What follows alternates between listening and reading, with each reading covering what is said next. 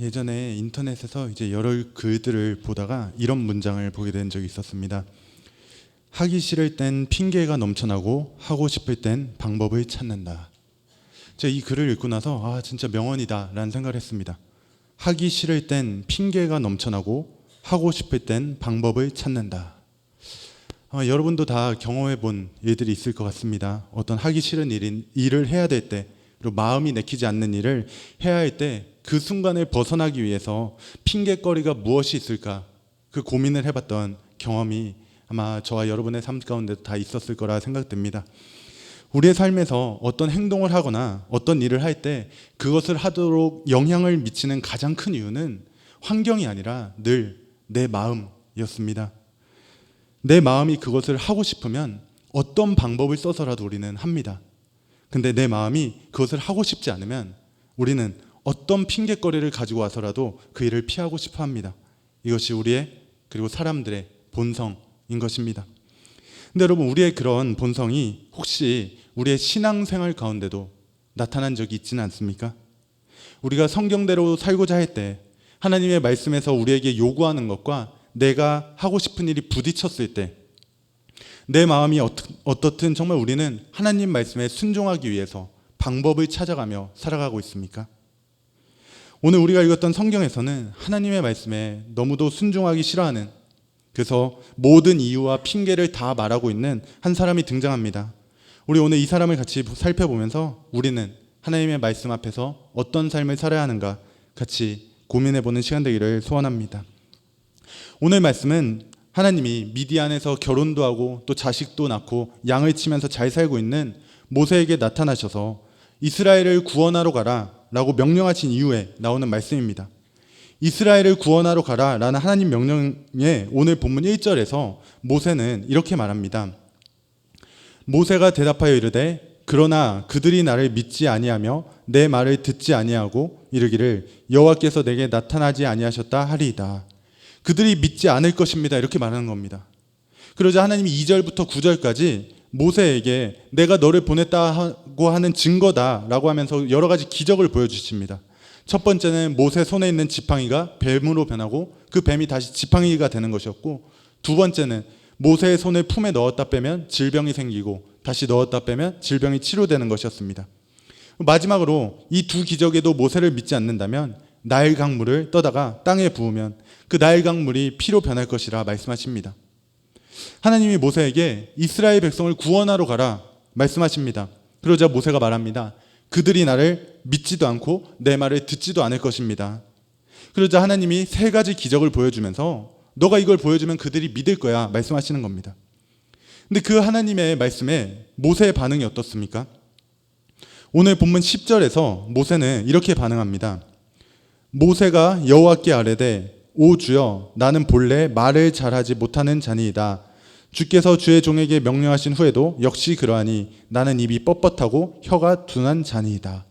나는 본래 말을 잘 못합니다 말하는 겁니다. 근데 이 모세의 말은 오늘 본문 앞뒤를 다 읽어보면 결국 모세가 하나님 말씀에 순종하기 싫어서 하는 그런 말이라는 걸 알 수 있습니다. 모세가 말을 잘 못하는 게 무슨 의미인가 여러 학자들의 의견이 있습니다. 근데 모세의 그 말이 무슨 뜻이냐, 사실이냐 아니냐, 그것보다 더 중요한 건 모세는 마음이 없었습니다.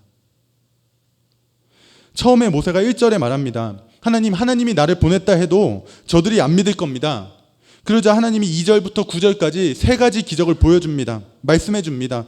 그리고 또 모세가 10절에 말합니다. 나는 말을 잘 하지 못합니다. 그러자 하나님이 또 어떻게 말씀하십니까? 11절과 12절에 이렇게 말씀하십니다. 여호와께서 그에게 이르시되 누가 사람의 입을 지었느냐, 누가 말 못하는 자나 못 듣는 자나 눈 밝은 자나 맹인이 되게 하였느냐, 나 여호와가 아니냐. 이제 가라. 내가 내 입과 함께 있어서 할 말을 가르치리라. 누가 사람의 입을 지었냐, 내가 아니냐. 내가 네 입과 함께 있어 말을 잘하게 할 거야. 그러니까 가라. 하나님이 또 방법을 만들어 주는 겁니다. 이쯤 되면 이제 모세가 결정을 내려야 됐습니다, 여러분. 그래서 모세가 마지막 결정을 내립니다. 13절에 이렇게 말합니다. 모세가 이르되 오 주여 보낼 만한 자를 보내소서. 주여 보낼 만한 자를 보내소서. 이게 무슨 뜻입니까? 저 가기 싫습니다. 이 말 아닙니까, 여러분? 결국 앞에서 모세가 이야기한 그 모든 것들은 그것이 사실이든 아니든 모세가 하나님 말씀에 순종하기 싫어서 한 핑계들일 뿐입니다. 근데 이런 모세의 마지막 말에도 하나님은 또 포기하지 않습니다. 보낼 만한 자를 보내라는 모세의 말에 하나님은 14절부터 16절까지 내 형 아론이 있다. 그가 너를 대신에 말할 거야. 그러니 가. 그렇게 말씀하십니다. 그러자 이제 결국 모세가 애굽으로 가게 되는 게 오늘 본문 말씀입니다. 여러분, 하나님이 모세에게 말씀하십니다. 가라. 근데 모세는 말합니다. 보낼 만한 자를 보내소서. 모세가 왜 이렇게 말합니까? 모세는 여러분 이유가 있었습니다. 40년 전에 이스라엘의 구원자가 되기 위해 그 애굽 사람을 쳐 죽였을 때 도망자가 되었고, 그 도망자가 된 실망감이 가득한 채로 살아왔습니다. 근데 지금은 또 가정도 이뤘고 자식도 있고 또 직업도 있습니다. 더 이상 하나님 말씀에 순종해야 할 이유가 없는 겁니다. 자신이 이스라엘로 가서 그 고생을 해야 될 이유가 없는 겁니다, 모세는. 그래서 하나님의 말씀을 계속 거부하는 겁니다. 근데 여러분, 하나님의 말씀을 계속해서 거부하는 이 모세를 보면 어떤 생각이 듭니까? 그래도 하나님 말씀인데 좀 순종해야 되지 않나? 아무리 하기 싫었어도 그 정도 말했으면 좀 순종해야지. 혹시 그런 마음 들진 않습니까? 근데 여러분, 모세를 향한 그런 마음이 여러분 자신을 향해서도 똑같이 동일하게 적용이 되는 부분입니까? 하나님께서 이렇게 말씀하셨으니 나는 이렇게 살아야 되겠다. 정말 그렇게 여러분도 순종하며 살아가고 있습니까? 모세와 우리는 다른 점이 없습니다. 하나님께서 모세에게 말씀하셨고, 하나님께서 우리에게 성경 말씀을 주셨고, 모세와 우리는 똑같은 사람이라는 게 다르지 않습니다. 근데 우리는 하나님의 말씀에 순종하지 않는 모세를 보며 그러면 안 된다 말합니다. 핑계만 대는구나 말합니다. 근데 여러분, 우리는 어떻습니까? 여러분은 정말 하나님의 말씀이니 그렇게 살아야지, 그렇게 하면서 살아가고 계십니까? 예전에 한 TV 프로그램을 보는데 이제 방송인들이 팀을 꾸려서 축구를 하는 장면이 나왔습니다. 근데 원래는 그 축구팀에서 축구를 하던 한 방송인인데 어느 순간부터 이분이 이제 축구를 하는 게 아니라 해설을 하기 시작한 겁니다. 직접 축구 경기를 하는 게 아니라 멀리 앉아서 그 경기를 지켜보면서 이제 시청자들에게 설명해주는 역할을 맡게 된 겁니다. 그 프로그램 안에서. 그렇게 이분이 해설을 하기 시작했는데 해설을 너무 잘하는 겁니다. 이럴 땐 저 선수가 이렇게 해야 되고 저럴 땐 저 선수가 슛을 하고 패스를 해야 되고 해설을 너무 잘하는 겁니다. 그래서 그 모습을 지켜보고 있었던 옆에 있는 다른 해설위원이 이분에게 이렇게 말했습니다. 그렇게 잘 아시는 분이 왜 경기를 하실 땐 그러셨어요? 이 말은 여러분, 이 경기를 하다가 해설을 하게 된 이분이 이전에 직접 경기를 할 때는 계속 실수를 하고 헛발질을 하고 혼자 뛰어가다가 넘어지고 다른 사람한테 패스는 하지 않고 그렇게 축구 경기를 했기 때문에 이제 이런 말을 한 것이었습니다. 그런 사람이 해설을 하게 됐는데 해설을 너무 잘하고 또 경기를 너무 잘 분석하고 또 선수들이 해야 될 일을 너무 잘 찝어내는 겁니다. 그러자 그 옆에 있는 분이 그렇게 말한 것이었습니다. 그렇게 잘하는 분이 왜 경기를 할 땐 그러셨습니까? 그래서 그 말을 들은 이 경기를 하다가 해설을 하게 된 방송인이 이렇게 말했습니다. 이게 말이죠, 멀리서 보는 것과 실제로 들어가서 뛰는 것은 큰 차이가 있어요. 멀리서 경기를 보면서 누가 무엇을 해야 되는지 찝어내는 건 실제 자기가 경기에 들어가서 무엇을 해야 되는지 깨닫는 것과는 너무 큰 차이다라는 말입니다. 제가 이 장면을 보면서 이게 우리 신앙생활하고 똑같다는 생각했습니다. 내가 아닌 다른 누군가를 바라보면서 왜 그렇게 못 사냐고, 왜 그렇게 하지 못하냐고 하는 말은 누구나 할 수 있고 무엇이 답인지는 누구나 알 수 있습니다. 근데 실제로 내가 그렇게 살아가느냐는 다른 문제입니다, 여러분. 오늘 본문을 보면서 모세는 왜 하나님 말씀에 순종하지 않지? 왜 저렇게 거부하지? 말할 수 있습니다. 근데 여러분은 정말 그렇게 살고 있습니까? 우리 함께 신앙생활을 하는 다른 지체들을 보면서 왜 저 지체는 저렇게 신앙생활을 할까? 왜 저 사람은 저렇게 교회를 다닐까? 왜 저렇게 하나님 말씀대로 살지 않을까? 다른 사람 보면서는 쉽게 말할 수 있습니다. 근데 여러분은 정말 그렇게 먼저 살고 있습니까? 하나님 말씀에 순종하면서 하나님이 기뻐하는 일이라면 비록 내가 싫어하는 일이라도 순종하고 다른 사람을 보면서 평가하는 신앙생활이 아니라 내가 직접 살아가는 신앙생활 하고 있습니까? 오늘 모세는 이유가 있었습니다. 과거에 그런 사건이 있었고 자신이 말을 잘하지 못한다는 이유도 있었습니다. 근데 모세가 하나님 말씀에 순종하지 않은 정말 그 궁극적인 이유가 뭐였습니까? 내가 하기가 싫어서,